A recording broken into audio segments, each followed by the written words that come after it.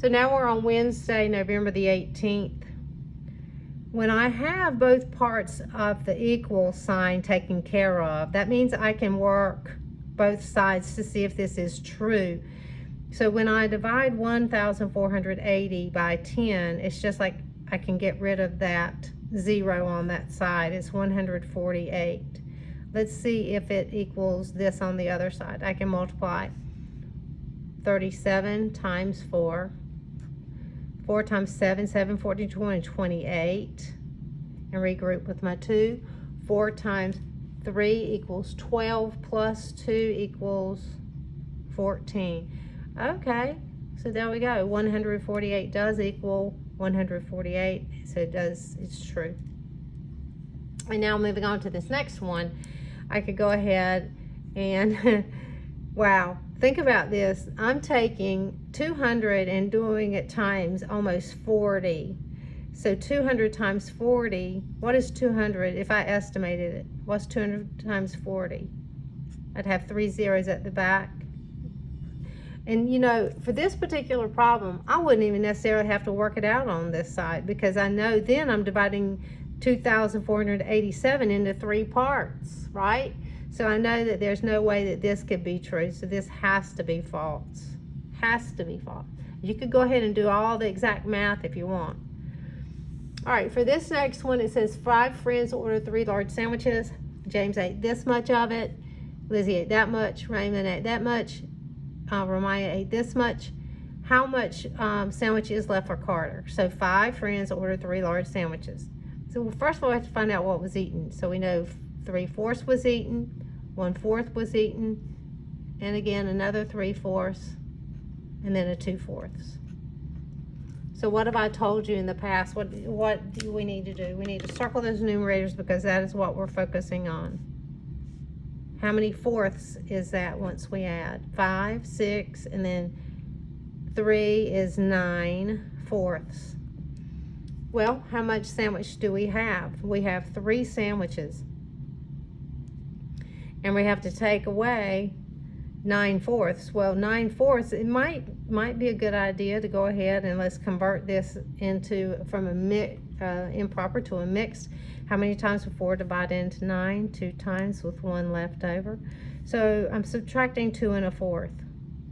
Now, I have to have something right here. I must have something in this hole.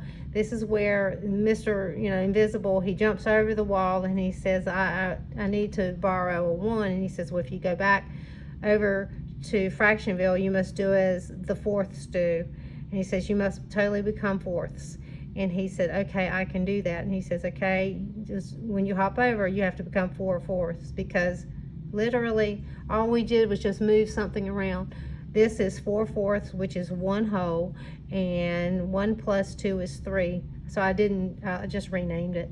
Okay, 4 minus 1 is 3, and then fourths. So there's only 3/4 of a sandwich left for who? Left for Carter.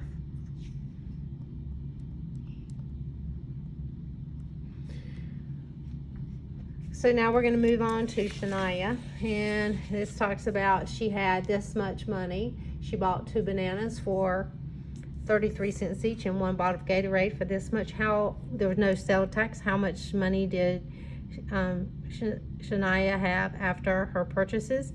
So we're going to let's write a number sentence. Let's get a plan going. She had $13.68, and then she bought 2 bananas. So then we have to do the 2 times 33 cents and a bottle of Gatorade for how much? $1. So I've got to put all that together, plus $1.77, plus $1.77. All right, so all of this, I'm going to probably just put a bracket around it,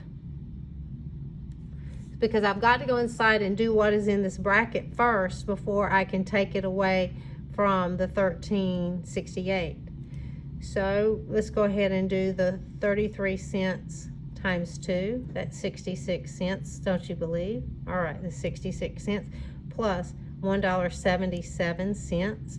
So I can come down below and I'll add $1.77 plus 66 cents. So it's $2.43 right here total. $2.43 that I'm going to be taking away from what? Above. What am I taking away from above? $13.68. So we can go ahead and say $13.68 minus $2.43. So the way I'm calculating it is $11.25. Let's go in and see if I did everything I needed to do. She had this much money. Then she's going to take away from everything she bought 2 bananas for this each and 1 bottle of Gatorade. No sales tax. So she didn't really buy a whole lot.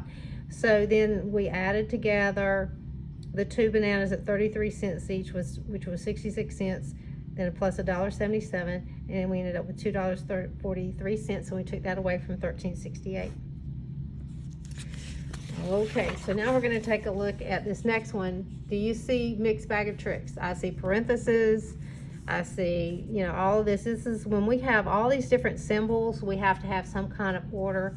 So in this particular case, we think of the order of operations, and we say parentheses for, we say please excuse, and we say exponents, and an exponent will be like 2 to the 3rd power. Please excuse, and then my dear Aunt Sally. When we get to my dear and Aunt Sally, they're tied. The only way that those ties are broken is from left to right, and we'll practice that right now in just a minute. So let's see, in this problem, do we have any parentheses? Yes, that's what we do first. 8 times 4 is 24. We're bringing everything else down that we have not used. What's next? Okay, do we have any more parentheses? No. Do we have any exponents? No. Keep moving. Do I have any multiplying and dividing? Yes, I have the multiplying. These two couple together. That multiplication just kind of glues them together. So I'm going to find my 24 times 3. Make 72 minus 6 plus 15. All right, so now do I see I have any more multiplying? Or nope. Now I'm going to do adding or subtracting. I have both, but what happens left to right? The subtraction happens. So we're going to do 72 minus 6. So that's what, you put those together. And let's do our regrouping. 62 plus 15. Then we're going to finish it out. 62 plus the 15 equals 77. If you do not have enough room, always make sure you can flip over on the back, because you do have to write a little bit smaller. All right, so let's take a look at this next one. So this has grouping properties. Remember, that goes up along with the parentheses. Other grouping properties are the brackets. The brackets are yelling at us, but then inside of these little brackets, what's yelling at us even more? The little parentheses. So we're going to go ahead and do inside the parentheses first. And 9 minus 3 is 3. So I still have the bracket that I haven't used. So 5 times 3 is how much? 15. 60 divided by 15 equals 4. How did I know that? Because there are 2 15s in 30, so I would just double. All right, so we're going to look at one more of these order of operations. They're kind of chaotic right now, the state that they're in. So we're going to cover up the top part. So all we're focusing on is this to begin with. Now that's a 3 at the beginning. So let's look at this. Inside of the brackets, I see what? The parentheses. So make sure 8 minus 6 is 2. Bring everything else down you haven't used. Your bracket. Okay, go inside of the bracket again. You have division inside of there that takes priority over addition because it's listed above order on the order of operations. So I'm going to write down my 3, bring my bracket down.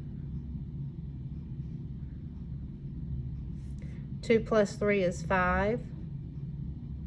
3 times 5 is what? 15. All right, hope you are enjoying order of operations. This last one says, Mr. Clark had 3 small aquariums. Each aquarium measured 40 centimeters long, 30 centimeters wide, 8 centimeters high. So that looks like that's dealing with volume. What's the total volume of the water the aquariums will hold? Okay, so I need to figure out what the volume is for one aquarium and then multiply it times 3. Do you agree? I think so. So let's go and let's figure out 40 times 30 times 8. So we can do mentally 40 times 30, we got 2 zeros. And then 3 times 4 is 12. And then we're going to do this times 12 times 8. And you know, sometimes it just helps to put this down on paper and you can see it work better. What is 8 times 2? 16. Regroup, that's 96, but I have the 2 zeros. So that is only for one aquarium. That's for each aquarium, for each one. So I'm going to now do it 3 times. 9600 times 3. 0, 0. 3 times 6 is 18, and regroup. 3 times 9 is 27, plus 1 is 28. Okay, so 28,800 centimeters cubed, or cubic centimeters.